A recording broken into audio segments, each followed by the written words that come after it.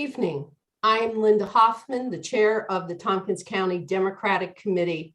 A special welcome to the candidates and our viewers who are joining the forum via live streaming.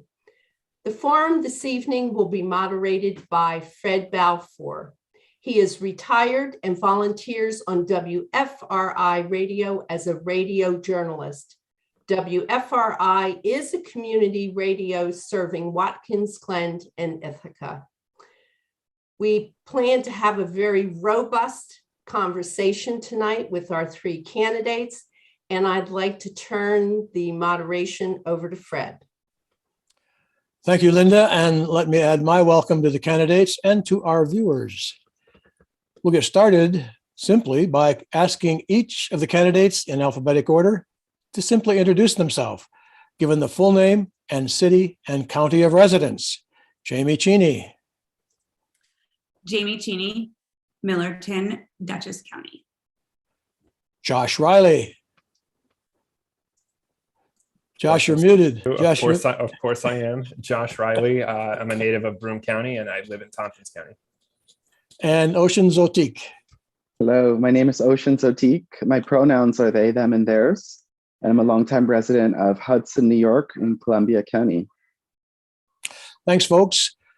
Now let's quickly review tonight's guidelines. Each candidate will have 2 minutes for an opening statement and 2 minutes for closing.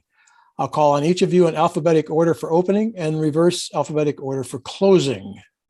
For the questions, I'll call on each in a random order and for a 2-minute answer.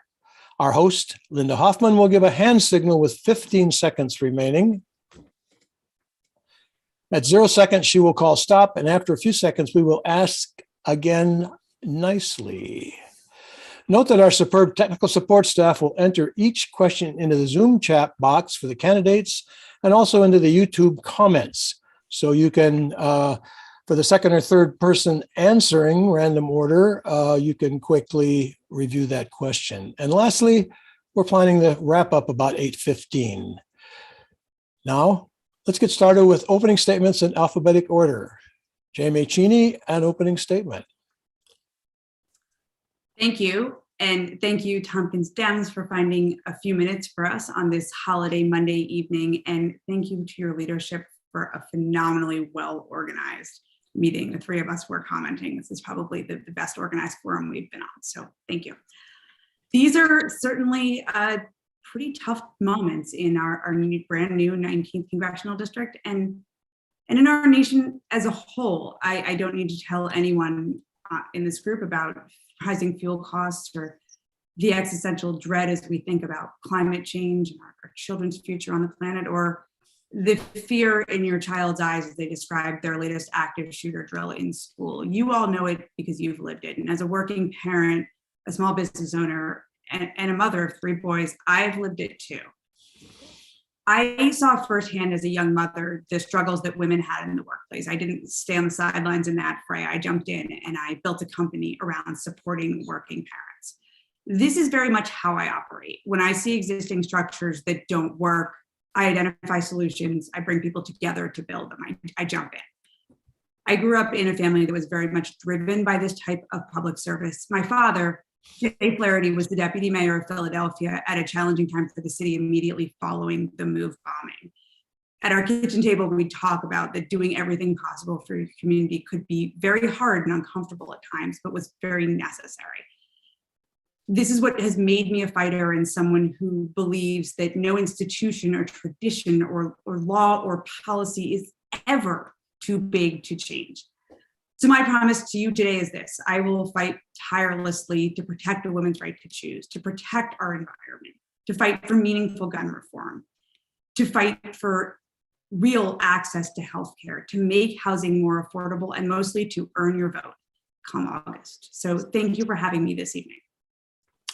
Thanks, Jamie. Josh Riley, an opening statement. Great, thank you. It's so great to be with all of you. We have new districts, we have new candidates, but there's a lot of familiar faces in the audience, which is great. My fellow candidates, it's so good to see you. Osun, we hadn't met yet, and it's nice to meet you, and congratulations on your historic candidacy. And of course, Linda and the members of TCDC, thanks for organizing this forum. You're getting really good at it. I'm Josh Riley. I'm from Endicott, New York, where my family's been for about 100 years working in the local factories. And as I was growing up, we lost a lot of those jobs, and that's informed a lot of what I've done in my career. I got my start as an intern and then a staff assistant for Maurice Hinchey, and that was an experience that really inspired me to pursue a career in public service. I served as a policy analyst at the U.S. Department of Labor, where I worked on policies to help workers who lost their jobs through no fault of their own. I had a fellowship on Senator Ted Kennedy's Labor and Pensions Committee staff, where I fought to protect the Family Medical Leave Act out of law school. I turned down a bunch of job offers to work with banks on Wall Street, and instead I took on a landmark civil rights lawsuit representing kids from low-income families who are having trouble getting the health care they needed. I served as a law clerk on the United States Court of Appeals and then as counsel in the United States Senate, where I'm really proud of the work we did to fight for voting rights and criminal justice reform and to hold big corporations accountable. As a lawyer in private legal practice, I sued insurance companies that were raising their rates on small businesses. I sued conspiracy theorists who peddled disinformation about our elections. And during the Trump administration, I sued them over the Muslim ban. That was an issue that's near and dear to my heart because my wife's the daughter of immigrants. I believe that my deep roots in upstate New York and my proven record of public service in Congress and the courts is going to allow me to hit the ground running and take on the big challenges we're facing, both as a region and a country. And it would be a real honor and privilege for me to do it because I'm so optimistic about what we're going to accomplish together. Thanks so much for having me. And Osun Zotique, an opening statement. Yes, hello. I want to be remiss without acknowledging four things really briefly. Number one, acknowledging that we are living in a settler nation on Indigenous land. I want to take a moment to celebrate the federal holiday today of Juneteenth, the National LGBTQIA+ Pride Month, as we continue celebrating the historic achievements of our LGBTQIA+ neighbors and leaders. And lastly, standing on the shoulders of generations of trans women and folks who have been leaders in the community, fighting against violence, persecution, discrimination, tooth and nail, to get people such as myself to the point that we have had the opportunity to get to. Thank you so much, everybody, Tompkins County Democrats, all of our online watchers. And it's a huge honor to meet all the candidates, my fellow candidates tonight. And as a first generation Cuban American yoga teacher, PhD candidate in education, New York State certified educator and executive director of the Regional Pride Organization of the Hudson Valley, I know that all of my intersecting identities and all of my intellectual curiosities lend a really unique lenses, all where I can empathize, provide visibility, representation, both with my own personal acumen and skill and background, which we can get into later, and also with the very nature of who I am and the intersecting identities that I've struggled and cultivated to bring to light. And so as someone who's neither man nor woman, I know moving forward that I embody the unity that our country is and that our country deserves. And that completes our opening statements. Thanks. A note on the questions for tonight. The committee members were asked to submit questions, and in some cases, the questions were consolidated. Similar questions were consolidated into one, or a question was reworded for brevity or clarity. Let's move to our first question, and we will be asking for answers in randomized order. Question one is on district-wide issues. The redrawn 19th Congressional District extends from the Hudson Valley to the Southern Tier. What are the most important issues facing our district, and how do these vary across the region? Josh Riley, your response? Yeah, thank you. It's a great question. This is a district that, as you mentioned, stretches far and wide, and each community has their own unique needs and local demands. For example, I was out in Walton a few weeks ago, and there's some real significant infrastructure issues that they're facing. In my hometown of Endicott, we're trying to develop a new battery manufacturing facility. So there's issues unique to each community, but one overarching issue that touches everybody in this district and frankly the entire country is the fact that our democracy is on the brink. It is imperiled. If you've been following the January 6th hearings, you have seen that our democracy has become dominated in certain respects by conspiracy theorists and folks who are peddling disinformation for the sole purpose of tearing us apart at the very moment when we most need to come together to meet these challenges. We have a campaign finance system that is an absolute cesspool. We have dark money, we have special interests, we have corporate PACs flooding our elections, buying politicians, and sending them to Washington to do their bidding instead of working for working folks back home. If we don't take guard and strengthen and protect our democracy, we won't be able to solve all of the other pressing challenges we are facing in this country, whether that's building out a new water treatment facility in Walton, whether it's bringing home the federal funds we need to start the manufacturing process in a place like Endicott, whether it's addressing Roe v. Wade, which is really on the brink, whether it's addressing climate change, whether it's raising the minimum wage, whether it's helping out our farmers who are struggling to get by. How can we address any of those big problems and big challenges if we can't even have a peaceful transition of power in this country? So every day we need to be mindful of the steps we need to take to protect our democracy and also to strengthen it. Thanks. And Jamie Cheney, the response? I think that Josh just made some phenomenal points, and I agree that the existential threat to our democracy, the lost trust in government that has gotten us there, the terrifying threats to rights that I think that all three of us as candidates grew up thinking we would never look back on are truly terrifying. What has struck me as I've traveled this district is that people want to be concerned about these things, but the issue that is simply sitting in front of them is thinking about how they're going to feed their family tomorrow or next week or next month. And I've had a lot of conversations where people say, I'd like to vote based on protection of choice, but I need to make my first vote about who's going to affect gas prices. And I think we need to be hyperly conscious that the pressure on wallets in our district right now and across this country is unprecedented. And we can make macroeconomics all we want, but until we show a commitment to recognizing that and providing short to medium term relief and acknowledging the stress that puts on families, we're going to only feed into the loss of trust in government if we don't talk about these things simultaneously. One thing, I was in Lawrence in Otsego this past week, and I heard about the last in-home daycare in town closing down, and a family that made a decision as to whether to travel to a daycare in another town, and the gas cost that came with that, as well as the more expensive daycare, and whether that meant that a parent gave up a job or whether they pulled the child out of daycare. What was the decision there? That's incredibly hard for a family.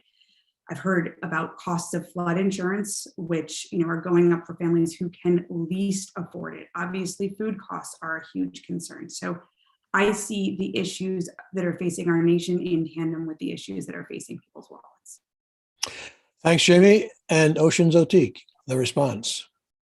Chaotic times call for transformative leadership without question. And at the same time, I personally am not consumed with fear or terrified feelings, because I know that the Hudson Valley and Southern Tier of New York contain some of the most famous institutions of higher learning in the history of this country. We live in one of the wealthiest and most prosperous states, in one of the wealthiest and most prosperous countries in the history of civilization.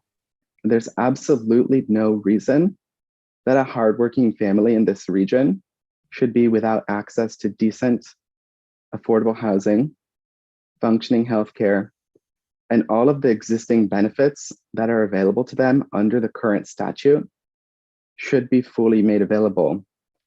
I love this region all the way from Coquecton all the way to Kinderhook.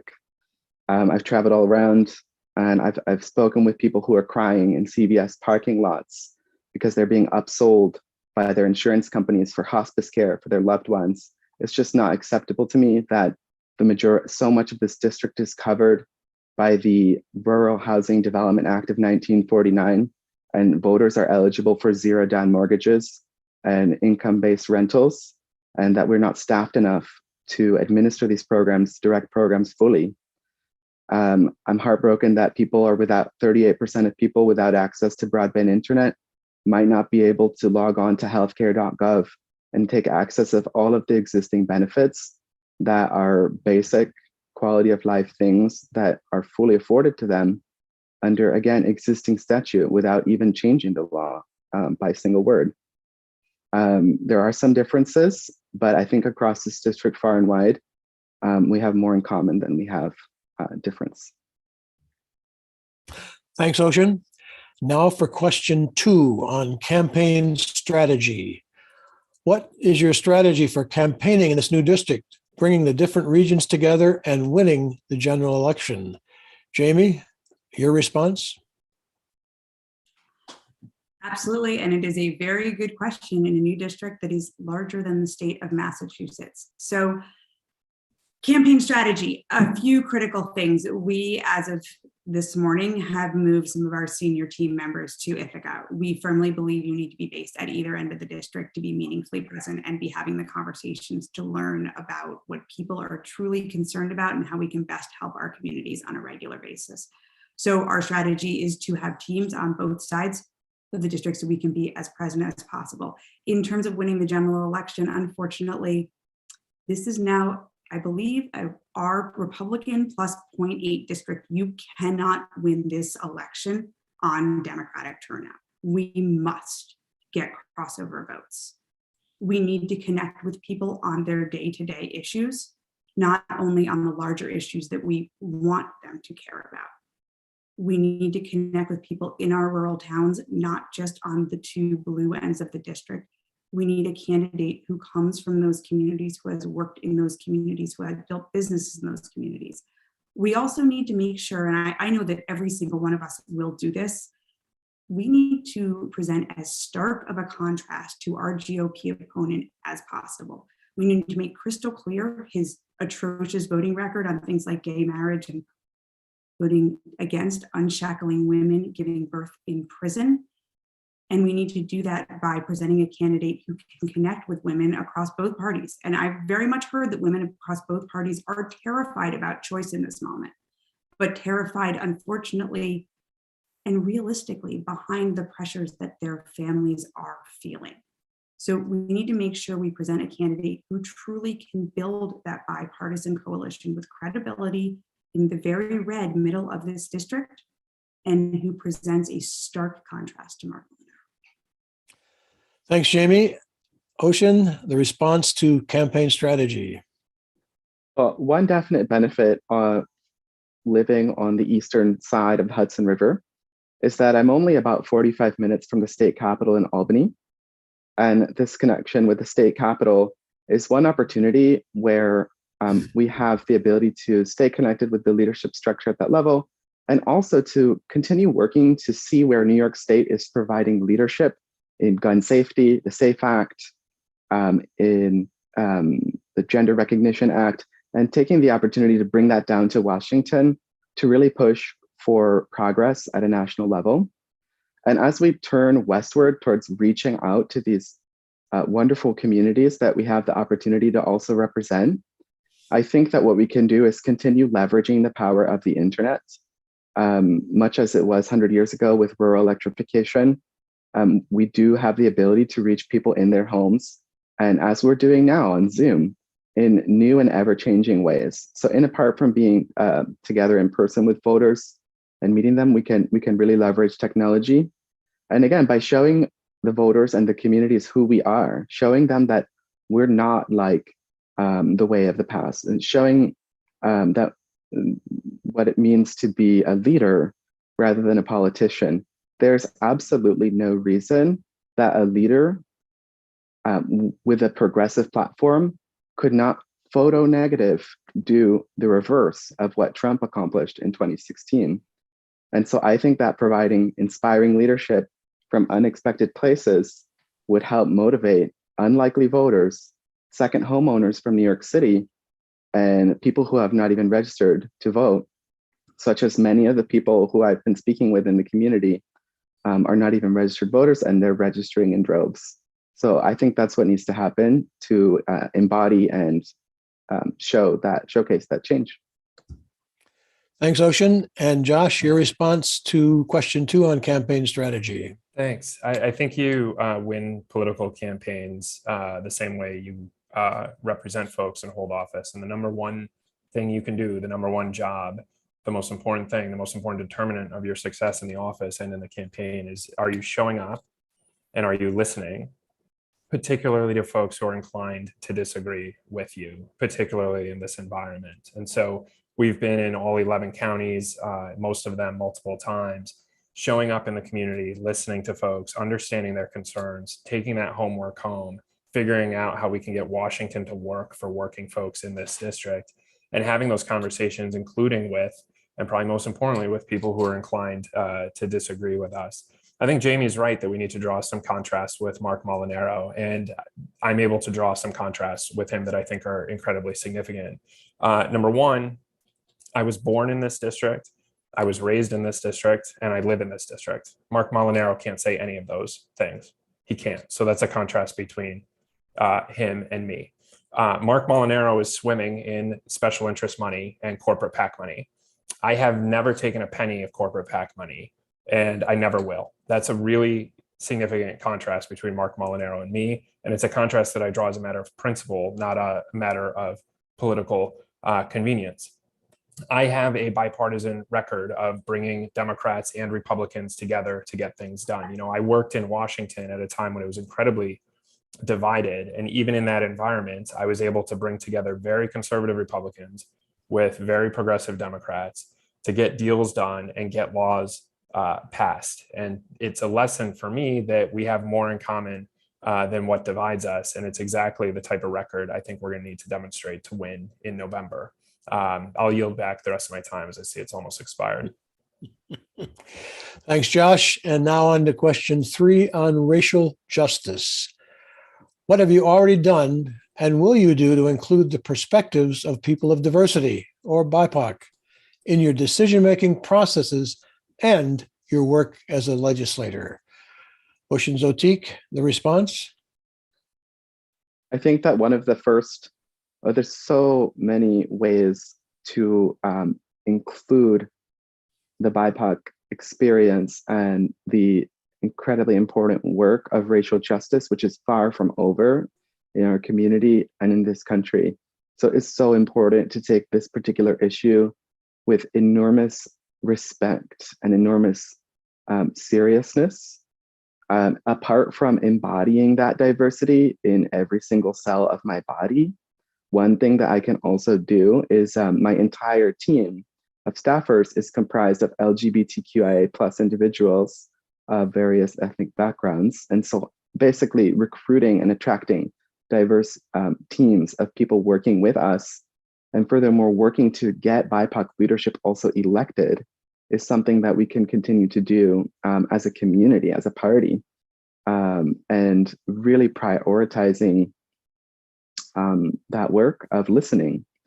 In fact, when Juneteenth was recognized as a holiday, I was just listening to some remarks about this, where it wasn't, if I recall correctly, a celebration of the Emancipation Proclamation itself. It was a celebration that people heard about the Emancipation Proclamation. It's a holiday about listening. And so I take that very deeply to heart. As a first-generation Cuban American of mixed ancestry, I know it to be true that the work is about listening, and I will equally be listening to my BIPOC neighbors. I will be listening to my LGBTQIA+ neighbors, and I will just as attentively be present as a neighbor and as a leader with my Caucasian neighbors, and all of my neighbors as well. So I think it's about listening and about representing what we are experiencing as healers and leaders. Thanks, Osun. And Jamie Cheney, your response on racial justice. Absolutely. I founded a company that was built on making the workforce work for working parents. And in the spring of 2020, when the Black Lives Matter movement swept our country, we got a lot of calls asking us to, well, can you be our diversity consultant as well? Can you help us retain people of color? And you know what? We said no. Because I'm not in a place where I can tell a community to come to a table or be part of a conversation. We need to make sure that this is part of a naturally evolving conversation. And I said, go and find someone who is part of this community and wants to come and work for your company. That's how we've run our campaign. When I launched my first state Senate race 1 year ago, several people came to me and applied to be a campaign manager. And one was a woman of color who proactively sought out our campaign and articulated why she wanted to work with us. So our campaign is led by a woman of color. I also believe strongly that we should not hire campaign staffers from New York City or Washington, D.C. and drop them into our communities and tell them to go out and build coalitions. We should make sure that our campaign has the credibility to have organizers arise from our communities who say, I'm part of this community and I want to work with you. My work in the Hudson Valley has been deeply, deeply rooted in that. We have had organizers step up. We've started to have the same from the communities of color in this district. And that's how I believe we should be addressing racial justice, by giving people opportunities to come to the table and to grow while they're at the table, and to create opportunity, not by any kind of nominal inclusion. Thanks, Jamie. And now, Josh Riley, your response to the question on racial justice. Thanks. It was such a privilege to attend Juneteenth celebrations in the community yesterday, and I found it to be incredibly inspiring and a reminder. I think there is a lot to celebrate in terms of how far we have come in this country, but it's also a pretty stark reminder of how much we have left to do to achieve true equality and full justice for everybody. So it's an incredibly important day, and the celebrations around the community were very moving. I have a record on these issues. My first case out of law school, I did civil rights work representing kids from low-income families, many families from all walks of life and all backgrounds, helping them get access to Medicaid services and the healthcare services they needed. When the Voting Rights Act was gutted by the Supreme Court, a decision that very clearly had a disproportionate impact on communities of color, I worked on legislation to restore the Voting Rights Act and to rebuild the preclearance requirements that would allow the Justice Department to look at changes to voting laws to make sure that they didn't have discriminatory intent or discriminatory impact. I've worked on criminal justice reform. Our criminal justice system for far too long has disproportionately harmed communities of color. And so one of the things I worked on was sentencing reform to make sure that we didn't have mandatory minimum sentences for nonviolent offenses that were being used to essentially make war on communities of color. With respect to our campaign, we've hired a diverse team. We have a team of paid staff and also consultants, and we have made a decision to make sure we have a diverse team. That's the right thing to do. It also allows us to make much better decisions when you have a diversity of backgrounds and viewpoints. And so we've been committed to that, and I'm proud of the work we've done on it. Thanks, Josh. Now, question 4 on healthcare. What do you see as the top 3 healthcare issues that you'd like to address as our representative? For your number 1 issue, what are the barriers to realizing it, and how do you plan to overcome them? Jamie, your response on healthcare. This is a very good question, and it's very, very real in NY-19. So the top 3 barriers that I see are cost, proximity, and transport. So as I've traveled NY-19, I think like everywhere in this country, healthcare is prohibitively expensive to get everything you need. And I truly believe that healthcare is not just medical care, but includes vision and hearing and dental and other things that are crushing our families' budgets today. In the 19th specifically, what I'm hearing is a combination of proximity. So great, I could get a doctor's appointment, but it's 2 hours away and I can't take time off of work and the fuel cost, and then availability. So great, I could get a doctor's appointment. It's 6 months out and this is happening to me today. I think that we need to focus on, we need to steer the national conversation on healthcare. It needs to exist in our urban centers, and then it needs to consider the experience here.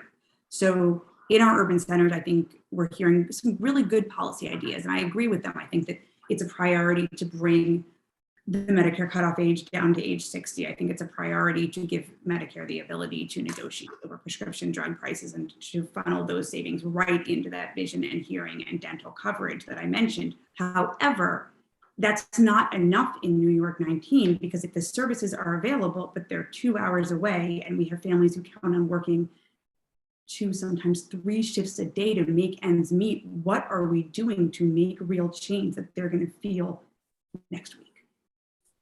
We need to consider proximity and access in our smaller cities and rural areas. Thanks, Jamie. And Josh, your response on healthcare. Yeah. So I don't know if I'd say they're the 3 biggest issues, but 3 of the issues that I at least heard in just about every conversation.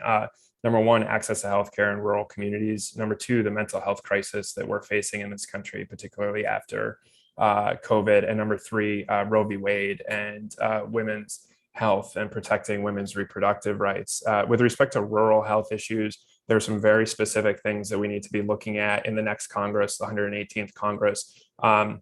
So the Farm Bill is going to come through Congress in the next session. There's a title in that deals with community building, health issues. One of the things that I'm going to work on is making sure that the Farm Bill includes provisions that allow greater use of telemedicine. Telemedicine is critically important and valuable, especially for monitoring chronic health conditions. And if the nearest hospital or the nearest facility is a long way away, but you can get access to telemedicine, it's great. With that, however, and of course, we need to build out our broadband infrastructure. Telemedicine is useless if you don't have reliable broadband. So what we need to do in the next Congress is use the Farm Bill as a vehicle to get some of the policy changes we need. There's some really good bipartisan legislation to change reimbursement rates and incentives around providing telemedicine. And we need to do that in conjunction with implementing the infrastructure law's $65 billion fund, so that we have both the policy that allows people access to telemedicine, but also the infrastructure to do it. With respect to mental health issues, one of the things we really need to do is get more mental health counselors into our schools. Right now, the ratio of mental health counselors to students is about 3 or 4 or 5 times the recommended average in this district. And so there are provisions that we could use. The Nurses Act is a great example that would allow us to get more mental health support into schools. Finally, Roe v. Wade, I hope we'll have a chance to talk about that a little bit later, but we can't talk about health issues without talking about that. Thanks, Josh. And Osun, the response on healthcare. Yeah, first of all, really commendable ideas that I've had the opportunity to listen to so far, really appreciating all of those policy details. And also in the progressive democratic sphere, these conversations of Medicare for all, I mean, I'm very, very interested in all these conversations. However, as a candidate, I think I would just take a step back as well and discuss the things that I'm most passionate about when I look at District 19. I think that we all deserve to live with wellness and integrity in our bodies. I don't think that we need to be having sick care, or that we need to be propping up for-profit corporations and businesses that thrive on our consumption. So I'm really interested in studying the Essential Plan, which I think is severely underutilized in upstate New York, and looking at ways to nationalize that. I'm really interested in access. As we said, broadband access is such a problem. One thing that I've witnessed is people struggling to, again, get on healthcare.gov or the New York State Marketplace. So perhaps every municipal building needs a device enabled with that portal on it. What a simple idea that every single citizen and every single resident could take care of, could take advantage of. And then when I think about reaching across the aisle to collaborate with our colleagues in Washington, I imagine that we could even negotiate the healthcare savings account and that entire ball of wax to increase, maybe even double contribution limits to NHSA as yet another strategy for expanding upon and maximizing what we have under existing statute to help transform our access to healthcare from one of sick care to optimal wellness, which is something that we deserve to hold as a vision for this community. Thanks, Osun. And on to question 5, which is on inflation and the economy. Rising inflation means short-term pain at the gas station or grocery store and long-term pain from higher mortgage rates. How would you reassure voters about inflation and assist the most vulnerable in our economy? Josh Riley, your response? Yeah, this is a question I get everywhere because a lot of families are sitting down at the kitchen table trying to figure out how to balance the budget and pay the bills. I remember growing up, and my parents used to put my school clothes, my sister's school clothes, on layaway at Kmart. And I remember those conversations every week, making sure there was enough money to go make the payment so that my sister and I would have our school clothes in time for the first day of school. These are real conversations that a lot of families have been having around a lot of kitchen tables across upstate New York, especially recently. My plan has 2 components to it. First is short-term immediate relief, things we can do to provide immediate help to working families. Number 1, we should lower the cost of prescription drugs. About 50% of folks over 50 in New York State are having to choose between their medicine and their groceries. That's not acceptable. There's no reason we shouldn't be able to do that. We should expand Medicare to cover hearing and vision and dental. Those are very costly services that should be covered by Medicare. We should reinstate the child tax credit. That's $300 a month in the pockets of working families who need it most. How do you pay for it? Well, you close the carried interest loophole, which does nothing but to benefit hedge fund managers and investment bankers on Wall Street. We can close loopholes that allow corporations to ship jobs overseas. Let's start investing in working folks instead of big corporations. The second component to my anti-inflation plan is longer term. What we are seeing today with inflation is a direct consequence of disastrous trade deals that both Democrats and Republicans are responsible for, that have shipped thousands and thousands of really good paying jobs overseas and have put our supply chains halfway around the world. We're seeing the consequences of that with shipping issues and bottlenecks. We need to start making stuff again here in upstate New York. We need to start making the things that we're going to need in the future here so that we're not contending with these same inflation problems later on. Thanks, Josh. Osun, the response on inflation and the economy? I am so incredibly tired of Republican folks on Twitter, including Mr. Molinaro, continuing to complain that this is Biden's inflation or that it's our inflation. It most certainly isn't, just as Josh outlined for us. It's definitely present on every single level that there's pain at the pump and that costs are going up. There are people around me who are changing all of their holiday plans and their even weekly plans and commutes because they need to factor in the price of gas. They can't even drive over to see their loved ones as frequently or commute to the same job. It is really reaching a breaking point, and we absolutely need to take all relevant measures to address that. There's an affordable housing crisis in the city of Hudson, which affects even myself searching for a new place. It's completely out of my budget. It's completely out of my friends' budgets to find a decent roof over our heads. So we absolutely need to do something in the short term. That being said, I'm really interested in several other experiments and things that we could investigate more on to help rebuild the American economy as we move forward from COVID-19, including researching and expanding the Hudson-based Universal Basic Income Project, revising and scrutinizing the Trump 2017 opportunity zones, which were not overseen well at all. And again, reaching across the aisle, we could actually double the Trump policy of allowing funds from 529 plans to pay off student debt. In addition to forgiving student debt, obviously, we could double that limit to $20,000 for folks. Taking all measures in a longer term, that would be very high leverage and very bipartisan. And also these bigger picture things like expanding the Consumer Protection Bureau and taking all of these measures so that this never happens again, because it's intolerable. Thanks, Osun. And Jamie Cheney, your response on inflation and the economy. Yeah. Again, it's a macroeconomic issue, but that does not affect people when they're thinking about what tomorrow or next week or next month looks like. I think that there's some immediate things that I would do. So the first is passing the consumer fuel price gouging bill. And then the second is to increase access to our strategic petroleum reserve. We've got to get those gas prices down, not just in terms of transport costs, but in how they're in real time being passed on into costs and other things that, sorry, people just can't find a way to decrease in their budget. We need people to be able to fuel their families, and here in upstate New York, unfortunately, automobile transportation is how we get around. Josh also alluded to a few other things that I touched on before that I think are real levers on people's wallets right now. So it's giving Medicare the ability to negotiate on drug prices and using that savings to address vision, hearing, and dental, other things that we know are levers on people's wallets.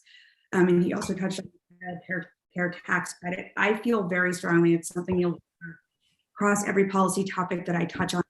Few things that are designed to help working families should be done through tax credits versus through grant funding. What was amazing about how the child care tax credit was executed in 2021 was that it went into families' pockets on a monthly basis. We need to go back to that. We need to put cash in families' pockets now. On a long-term basis, I think there's two things we need to do. One, we need to look at bringing jobs back to the US. And as Josh alluded to, we made a lot of great points making things regionally. We also need to shore up our regional food supply. When you grow something somewhere else and you need to drive it here, it is subject to gas prices.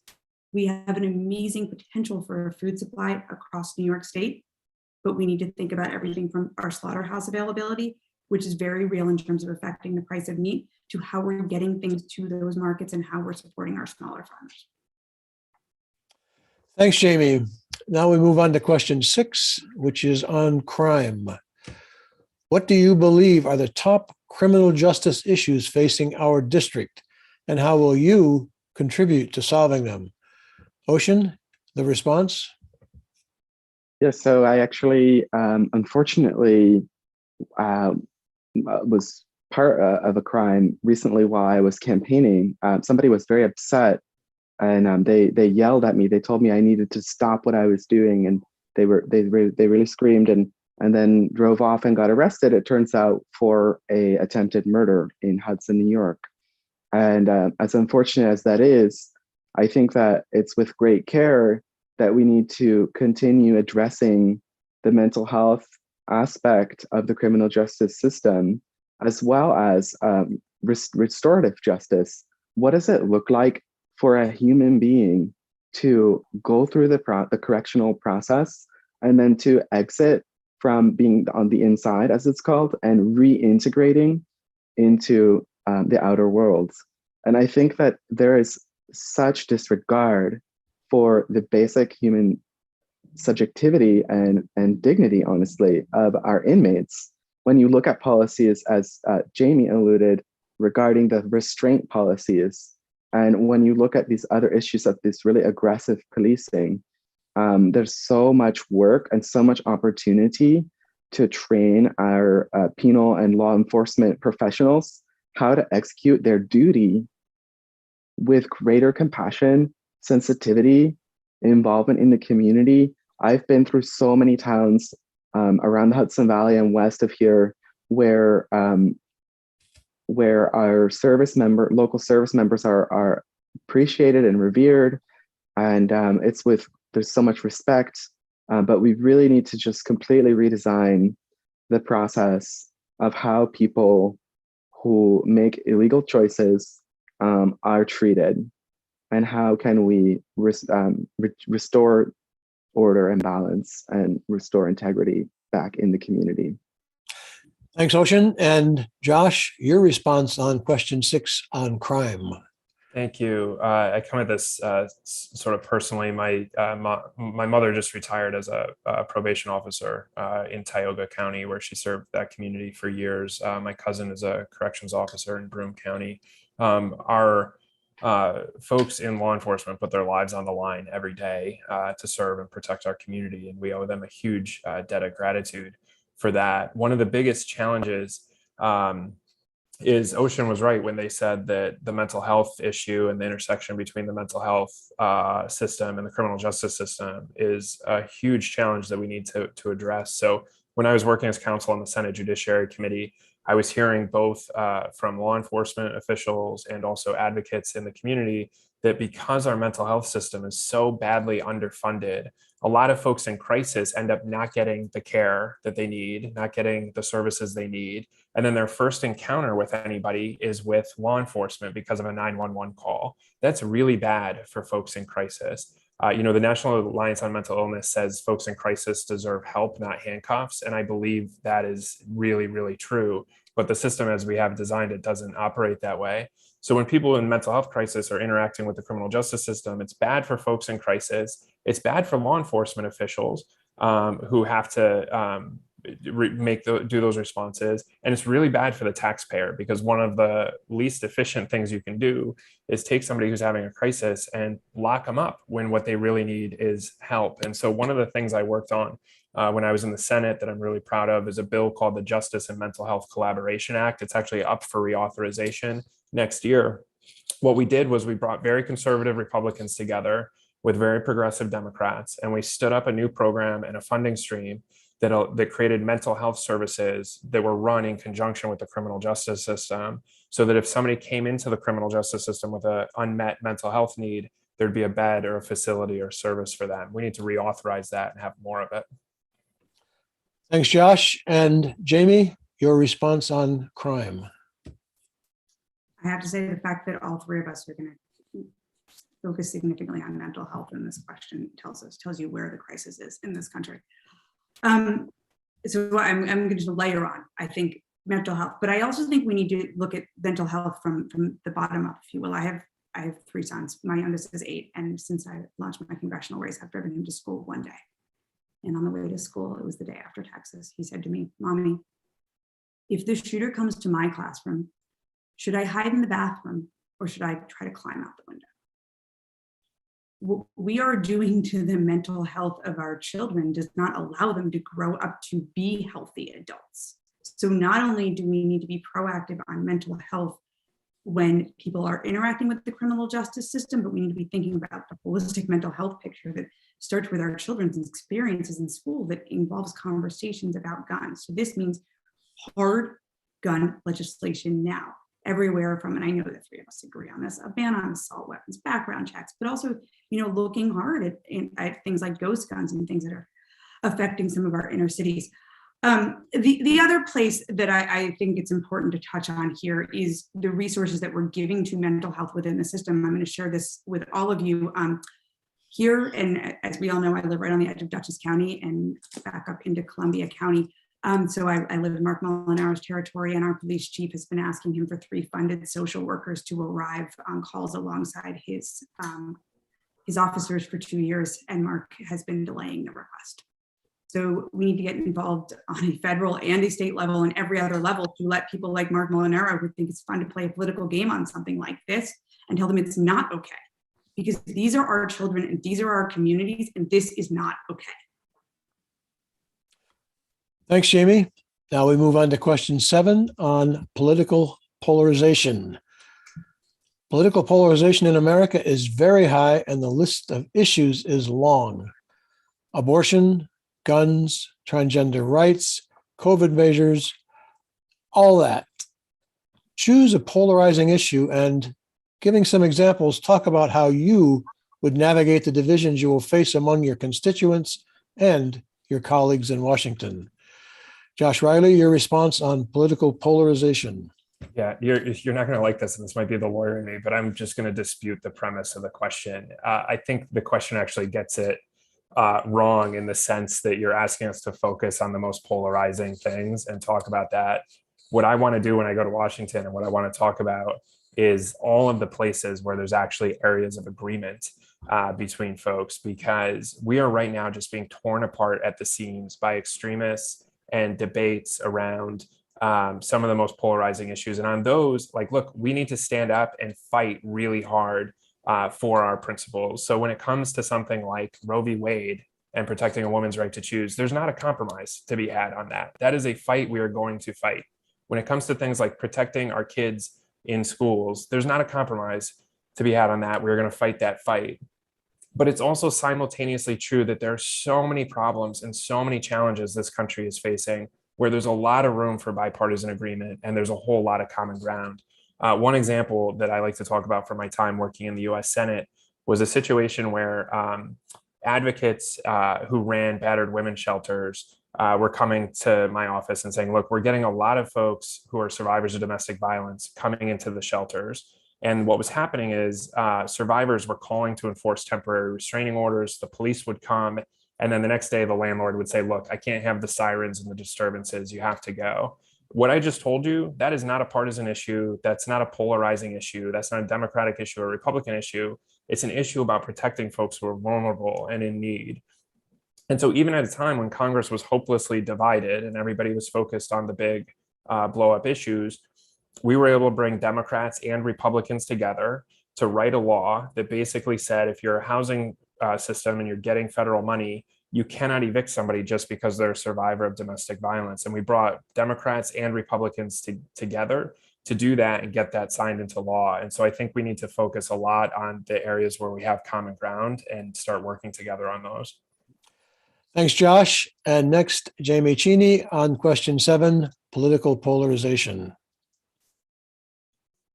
I share and I want to share Josh's premise that we do share more in common, and I'm going to truly believe that because we need to move forward from there.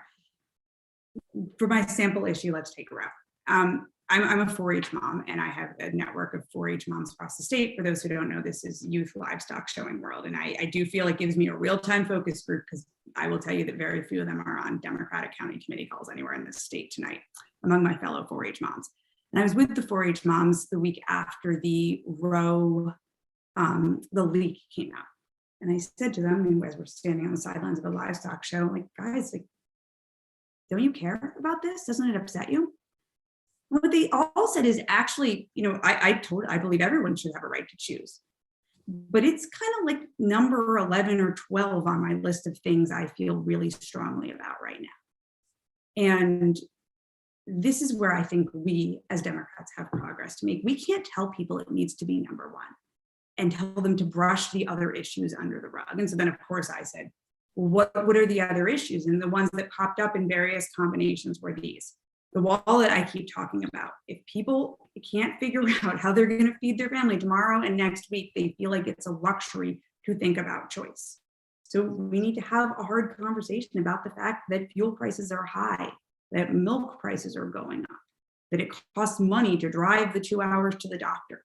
We can't say Roe is more important than those things. The other one is guns. I'm going to be very open that this is what comes up.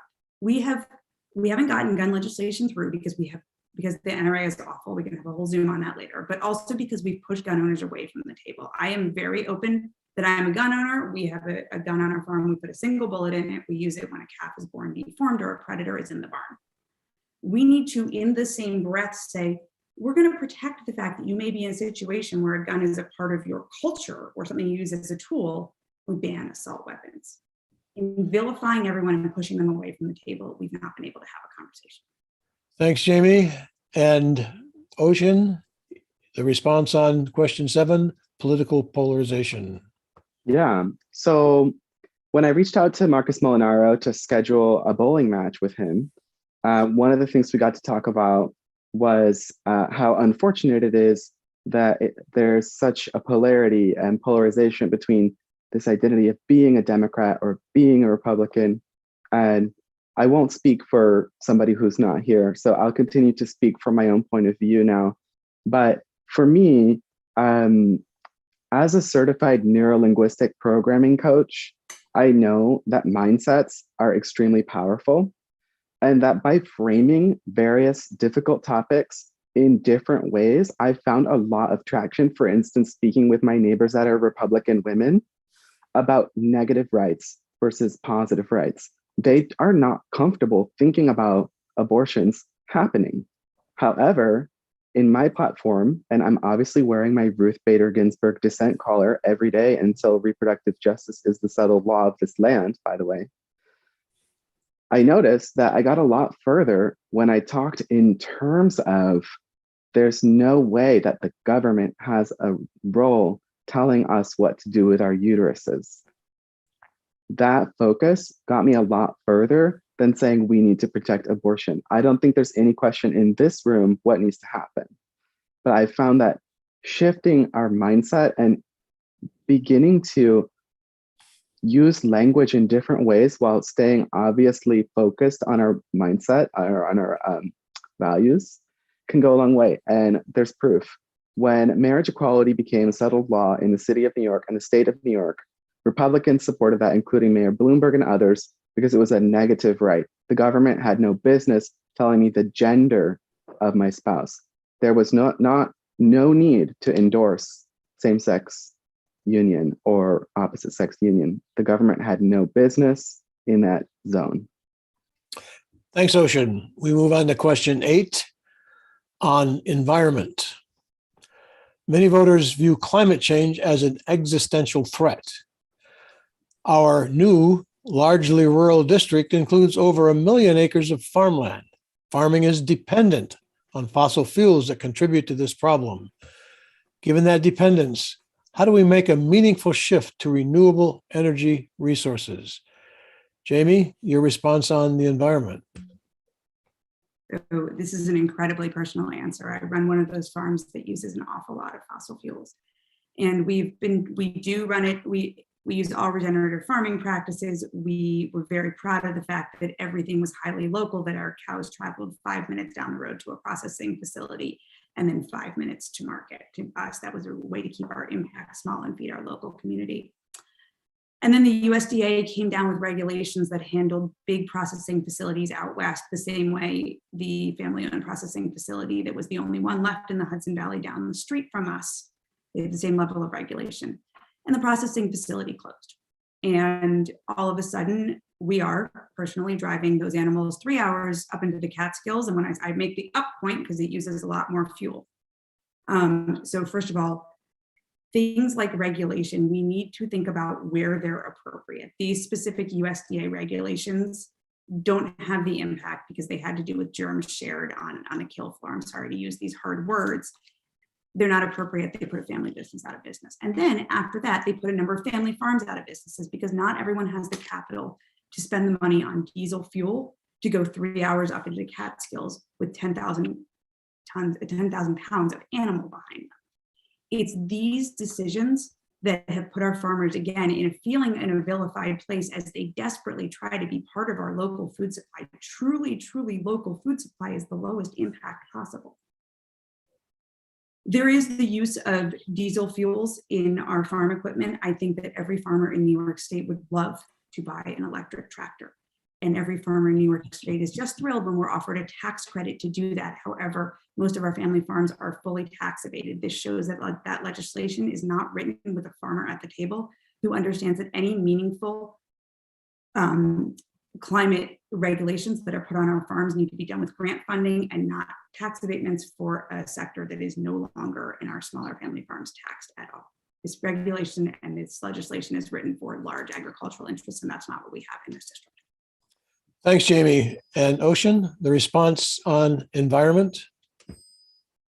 So man-made, or maybe I should say person-made, environmental destruction is not just viewed as an existential threat, it is an existential threat. In a country where Donald Trump is approving uranium mining in the national treasure of the Grand Canyon, and several upstate towns are still dealing with poisoned water with PFOA and other toxins, like we saw in Hoosick Falls and in Newburgh, it's unacceptable that our families and kids are subject to the violence and environmental racism, let's also add, that comes along with air, water, soil that is poisonous. In the indigenous philosophy, Native American philosophies, there are often concepts of 7 generations. And we need to model, provide visible leadership and show that we are going to lead by example and to demonstrate ways that we are going to improve quality of life for individuals, for families, for schools. And that needs to include massive educational shifts that involve sort of messaging and showing the community how their day-to-day quality of life is impacted. Because ultimately, I believe in the power of the people of this community. And as Eleanor Roosevelt said, the future belongs to those who believe in the beauty of their dreams. And I want our children and families to dream a more beautiful and a more clean and a more pristine environment for them to enjoy. And that's what it's about. It's not about, and of course, we are going to support our industries and in various policy decisions, but it's not about that.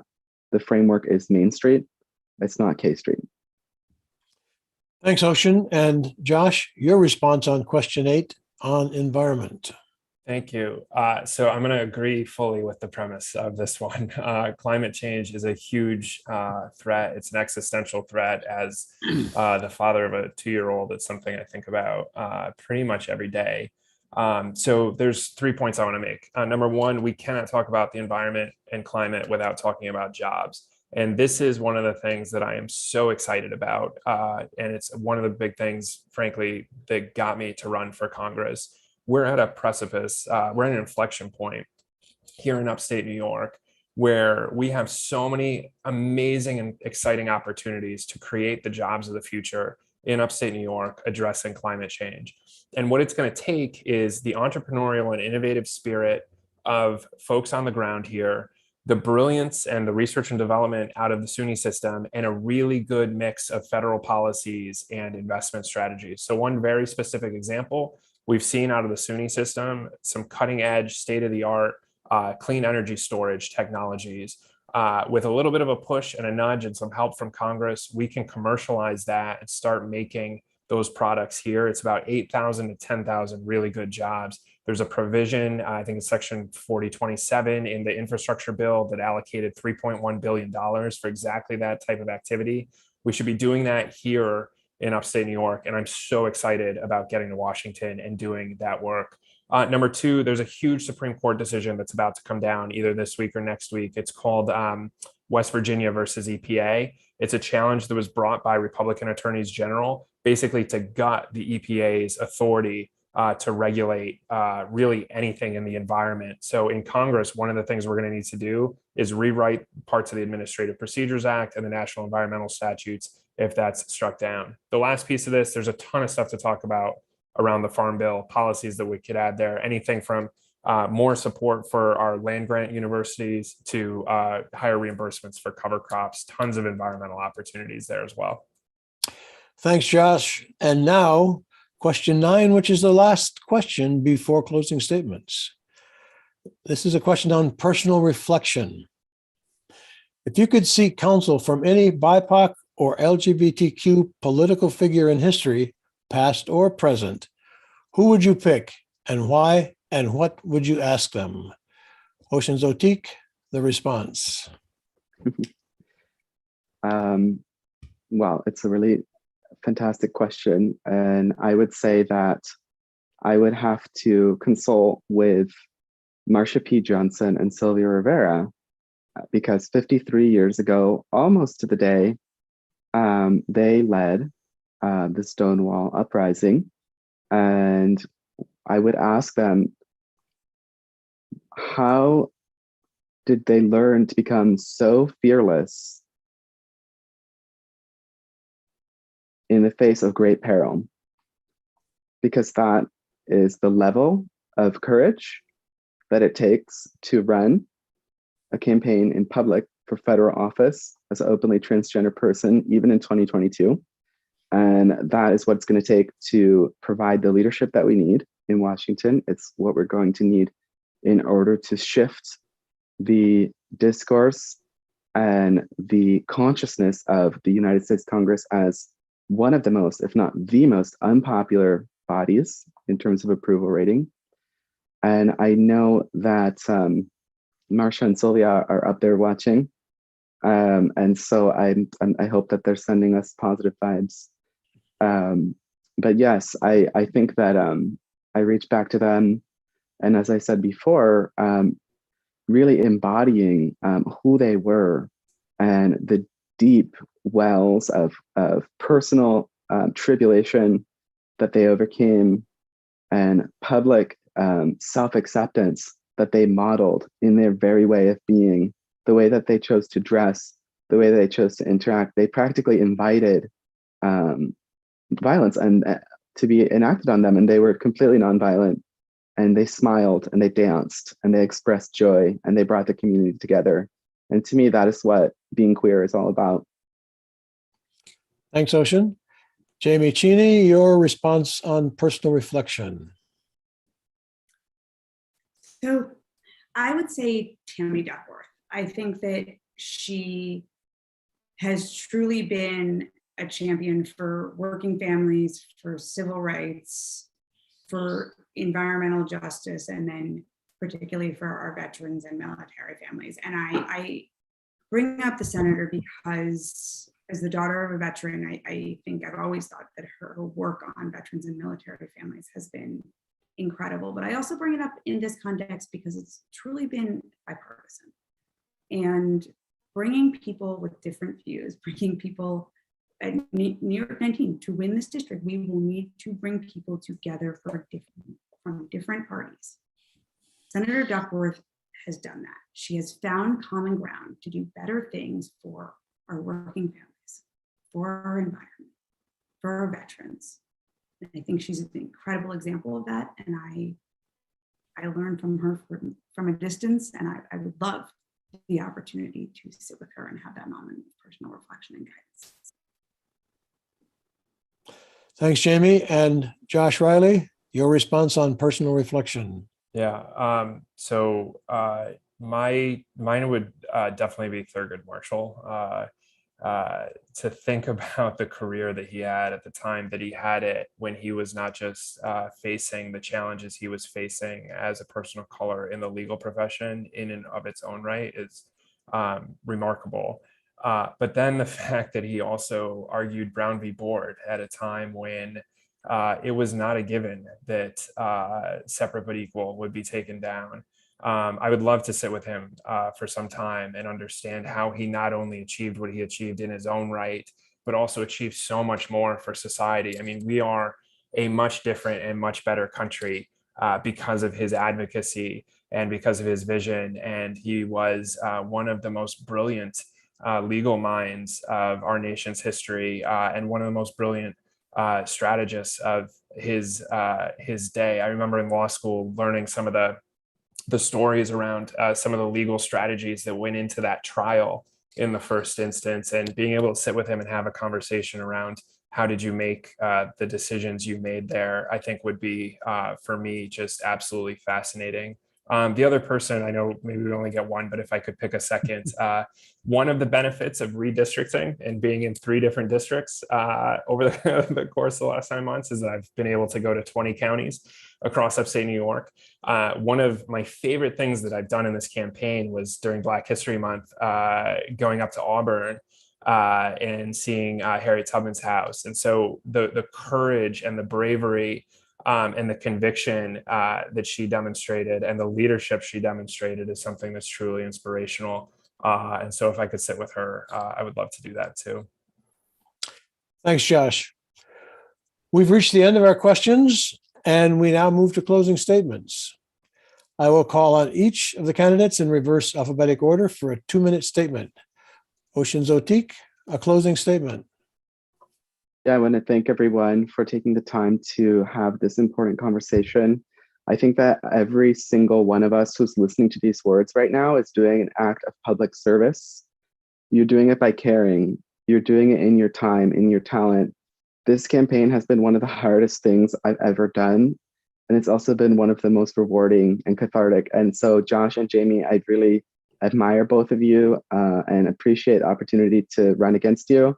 And whichever one of us makes it out on the other side, I hope that we can all collaborate to do what we need to do to serve the people that live here. This land, this region of New York is so beautiful.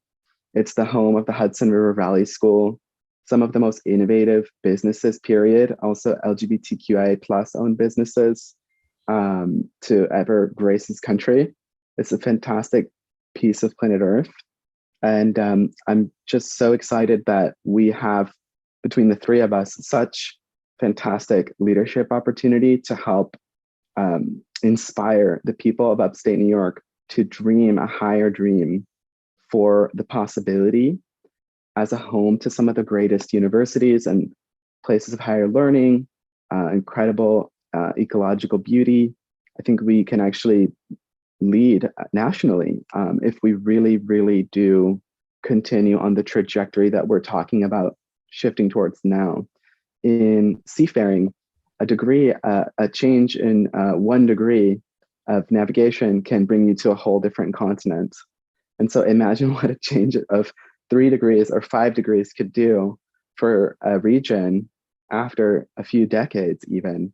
So it's been an utter privilege to speak with you all. And yeah, the future belongs to those who believe in the beauty of their dreams. Everybody remember that. Josh Riley, your closing statement? Yes, thank you all so much for being here, for doing this. I opened tonight by saying how optimistic I am about what we can accomplish together, and I really am. Look, I've seen the worst of Washington dysfunction. I've also seen the best of what we can achieve together. I mentioned earlier that I got my start as an intern, and then I was a staff assistant in Maurice Hinchey's office, and I will always be so grateful for him taking a chance on me. I had one of the least glamorous jobs in that office, but I think it was also one of the most important. I was answering the phones, I was opening the mail, I was greeting constituents. And when someone came into that office, the question was never, are you a Democrat or Republican? It was always, how can I help you? And at a time right now when our country is so divided, we don't need more professional politicians. At a time when the economy is so rigged, we don't need more Wall Street interests in our politics. We need change. We need public servants who are committed to fighting big fights, but also working together to find common ground and make a real difference in people's lives. I've mentioned a couple examples today of situations where I've been able to bring Democrats and Republicans together. I was a counsel on the Senate Judiciary Committee. Democrats narrowly held the Senate, Republicans held the House. And even in that environment that was really divided, we were able to bring people together to get bills passed and signed into law. I mentioned one earlier tonight that helped survivors of domestic violence stay in their homes instead of being evicted. Another that helped secure funding to fight the opioid epidemic. And look, those aren't partisan issues. They're not the issues that get all the headlines. They don't go on a bumper sticker during campaign season, but they are really, really important. And at a time when you as voters have every right and every reason to be cynical about our politics, I am telling you, there's still a lot of good to be done. There's reason to be hopeful. And I'm so excited about what we're going to accomplish together. I would love to have you join our team, joshrileyforcongress.com. Jamie Cheney, your closing statement. Well, I leave tonight optimistic as well, and largely because I don't think that our answers on any of these questions are headed in massively different directions. I truly believe that the group on this call at this metaphorical table, we all know the change that needs to happen, and we're ready to come together to do it. I also, Tompkins Committee, I want to thank you for asking your climate question in a way that really drives to the challenge in this district. The climate is incredibly important. My 3 boys are 11, 10, and 8. I remember my campaign team told me the other day they weren't going to have children because they're scared about the environment. We need really, really big change really quickly. We will not win this district and be a voice in that change if we don't acknowledge that this is a slightly Republican district and we need to bring other people to the table. You alluded to the fact that farmers want to be part of the solution and haven't felt included in the conversation. Our campaign is about including everyone in the conversation.